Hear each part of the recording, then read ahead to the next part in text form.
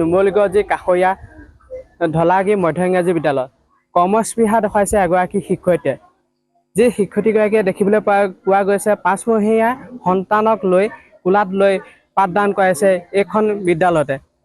মোক কেমেৰা পাৰ্চনে দেখুৱাব এগৰাকী শিক্ষয়িত্ৰীয়ে এতিয়া দেখিবলৈ পোৱা গৈছে নিজৰ সন্তানক কোলাত লৈ যি স্কুলত পাঠদান কৰাই থকা পৰিলক্ষিত হৈছে। সমগ্ৰ দৃশ্য মোক কেমেৰা পাৰ্চনে দেখাব।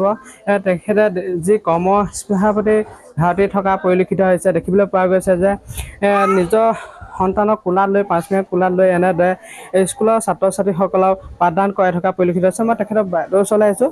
এইটো আপুনি কিমান দিনৰ পৰা কৰি আছে, কি কৰিব? মই জানুৱাৰী মাহৰ পৰা কৰি আছোঁ, মানে কেঁচুৱালৈ জানুৱাৰী মাহৰ পৰা কৰিছোঁ। এনেই চাকৰি ইয়াত 19ৰ পৰা কৰি আছোঁ। আপুনি কি ছাবজেক্ট পঢ়ে? মই ইয়াত ইংলিছ আৰু হিন্দী পঢ়াওঁ। অসুবিধা নহয়নে? অসুবিধা যথেষ্ট হয়, কিন্তু নিজৰ দায়িত্বটোতো কৰি যাবই লাগিব। তাৰ মাজেৰে তেনেকৈ চলি আছোঁ আৰু। মাইনাৰ বয়স কিমান হ'ল? মাইনা এতিয়া 7 মাহত সোমাইছে। অসুবিধা হয় আপুনি? অসুবিধা যথেষ্ট অসুবিধা হয়। এনেদৰে এতিয়া দেখিবলৈ পোৱা হৈছে পাঠদান কৰাই থকা পৰিলক্ষিত হৈছে। মোৰ সৈতে স্কুলখনৰ প্ৰধান শিক্ষকজন আছে, তেখেতৰ পৰা মন্তব্য লৈছোঁ। কি ক'ব? দেখিবলৈ হৈছে এক সুন্দৰ নিদৰ্শন দেখুৱাইছে বুলি ক'লেও বেয়া নহয়। আপোনালোকৰ স্কুলত দেখিবলৈ পোৱা গৈছে কৰ্মস্পৃহাৰ প্ৰতি ধাউতি ধৰি এগৰাকী দাঙি ধৰিছে, কি ক'ব? মানে সঁচা অৰ্থত ক'বলৈ গ'লে আমাৰ বিদ্যালয়ত মানে আমি এনেকুৱা এগৰাকী শিক্ষয়িত্ৰী পাই আমি নিজে গৌৰৱান্বিত, আমি সুখী হৈছোঁ। তেওঁ 2019 চনৰ পৰা তেওঁ আমাৰ বিদ্যালয়ত যোগদান কৰিছে আৰু তেতিয়াৰ পৰা খুব নিষ্ঠা আৰু সততাৰে তেওঁ শিক্ষকতাৰ সেৱাটোক লৈছে আমি দেখিছোঁ কৰ্মৰ মাজেদি।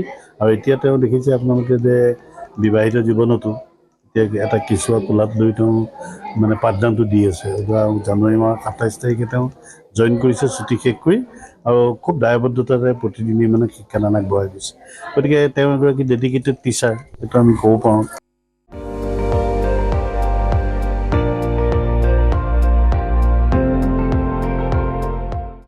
আপুনি চাই আছে ND24, সৰ্বশ্ৰেষ্ঠ নহয় সৰ্বোত্তমৰ দৌৰ।